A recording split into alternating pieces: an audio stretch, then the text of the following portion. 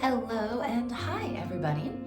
I am Caroline Cole and I am excited to talk today, this working Wednesday, about text analysis. So we're going to keep this short and sweet. I have 3 categories that I sort of dump text analysis into. I have certain things I look for in longer texts and certain things I look for in shorter texts, and then certain things that I look for in all of the texts that I am going to record. Wow, texts is a hard word for me to say 10 times fast. Don't worry, this is my job, speaking for a living. Okay, so for shorter texts, I tend to do a lot of analysis in post-production, which just means that I like to hit record right away. If it's a shorter text, then I want to make sure to get all of the versions recorded because you don't know which one's going to be great. So I do much less text analysis for shorter texts like commercial texts, scripts that are basically 90 seconds and under. I'm going to do a lot less pre-production text analysis. So that just means I'll hit record right away, and I'm a big proponent of recording your cold read, so because you never know what's going to be genius. So I'll record stuff several different ways, and I will in post-production listen through and be like, okay, this is the best, this is good, this is not so good, and we just kind of figure it out from there.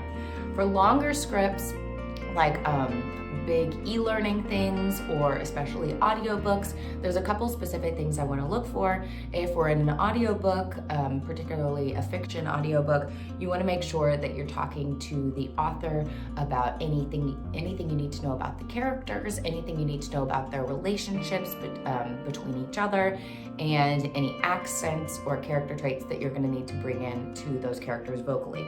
Anything also, if you need to know any author notes, backstory, any of that kind of stuff, you want to chat with the author about that beforehand to make sure that you weave it into the story naturally and that you don't get halfway through the story and be like, oh crap, that person has a southern accent, oops, right? So you don't have to go back and do that. So you want to solidify those things before you hit record.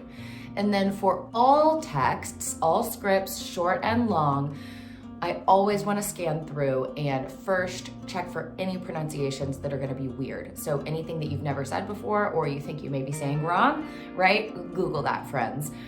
Google it, listen to some pronunciations, maybe write it down in your notes before you get to there. But you want to make sure that you're pronouncing everything spot on, A-OK.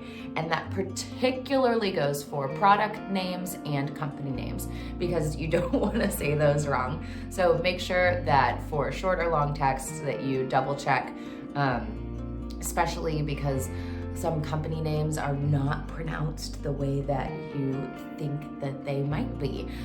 We all probably can remember the disastrous first day of on The Office when Sabre buys them out and they all think it's Sabre, and they write this big song where everything rhymes with the Sabre. So make sure you're not doing a Sabre situation where you send your first draft back to the company and they're like, oh, she doesn't even know how to pronounce her company name. That's a problem, right? Make sure you're fixing that before you start.